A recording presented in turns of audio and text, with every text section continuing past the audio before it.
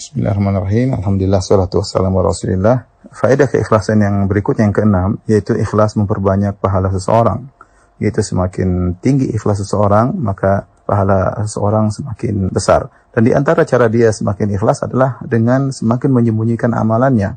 Karena jika amalannya semakin tersembunyi, maka dia semakin jauh dari sebab-sebab riya dan sebab-sebab ujub. Dan dia semakin fokus kepada Allah Subhanahu wa Ta'ala. Itu dia berusaha tidak ada yang mengetahui amalannya kecuali Allah Subhanahu wa Ta'ala.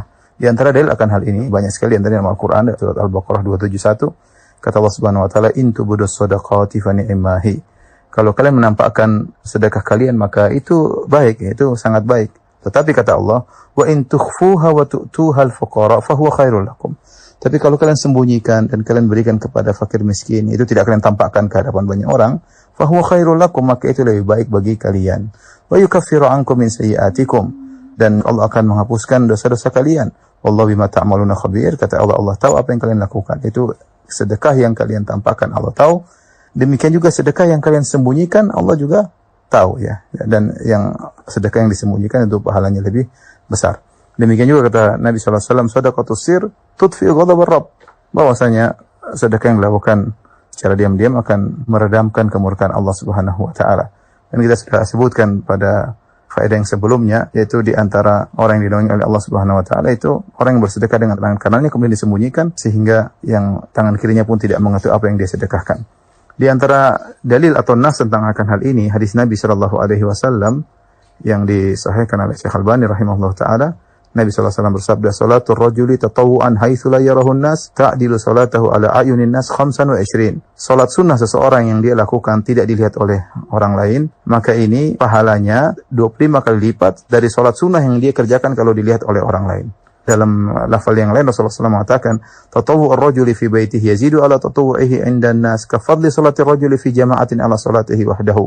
Maknanya sama, yaitu salat sunnah seseorang yang dikerjakan di rumahnya, pahalanya lebih besar daripada kalau dia salat sunnah di hadapan banyak orang. Seperti apa perbandingannya? Seperti salat berjamaah dengan salat sendirian. Kita tahu salat berjamaah ada dibandingkan dengan salat sendirian 25 kali lipat ya. Maka ini hadis menunjukkan bahwasanya seorang semakin ikhlas, pahalanya semakin besar di sisi Allah Subhanahu wa Ta'ala. Di antara faedah keikhlasan yang sangat agung, yaitu orang semakin ikhlas, maka dia adalah orang yang paling bahagia dalam meraih syafaat Nabi sallallahu alaihi wasallam pada hari kiamat kelak. Hal ini berdasarkan hadis yang diriwayatkan oleh Imam Bukhari dari Abu Hurairah radhiyallahu anhu. Beliau berkata, "Ya Rasulullah, man as'adun nasi bi syafa'atika yaumal qiyamah?" Ya Rasulullah, siapakah orang yang paling bahagia, as'ad itu orang paling bahagia yang mendapatkan syafaat engkau pada hari kiamat kelak? Maka Nabi SAW menjawab, "As'adun nasi bi syafa'ati yaumal qiyamah," orang yang paling bahagia meraih syafaatku pada hari kiamat, "Man qala la ilaha illallah khalisan min qalbih."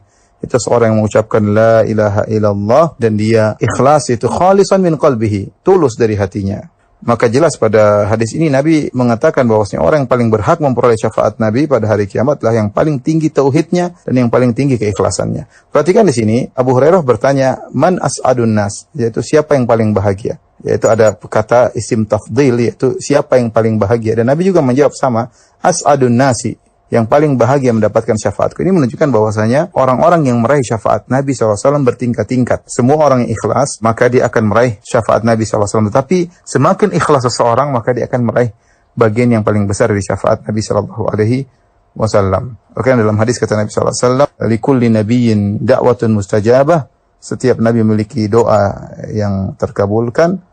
Wa inni ikhtaba'tu da'wati, dan aku menyisakan doaku untuk hari kiamat kelak, syafa'atan li ummati yaumal qiyamah. Doa tersebut aku akan jadikan syafaat bagi umatku pada hari kiamat. Kemudian kata Nabi sallallahu alaihi wasallam, wa hiya na'ilatun insyaallah man mata min ummati la yusyriku billahi syai'a. Maka syafaatku insyaallah akan mengenai seluruh umatku yang meninggal tidak berbuat syirik sama sekali. Ya, jadi kalau ingin meraih syafaat harus ikhlas, dan semakin ikhlas maka semakin bahagia meraih syafaat Nabi sallallahu alaihi wasallam. Maka ikhwan dan akhwat, berjuanglah kita dalam kehidupan ini untuk beramal saleh, menjauhkan diri dari segala bentuk hal-hal yang bisa merusak keikhlasan kita. Semakin Anda tidak mengharapkan pujian dari orang lain, semakin Anda tidak mengharapkan pengakuan dari orang lain, semakin Anda hanya fokus pada penilaian Allah Subhanahu wa Ta'ala, maka Anda semakin ikhlas dan semakin meraih syafaat yang paling besar dari Nabi sallallahu alaihi wasallam. Semoga Allah menganugerahkan kepada saya dan kepada antum sekalian syafaat Nabi SAW pada hari kiamat, hari yang tidak bermanfaat harta dan anak-anak. Wallahu ta'ala alam bisawab.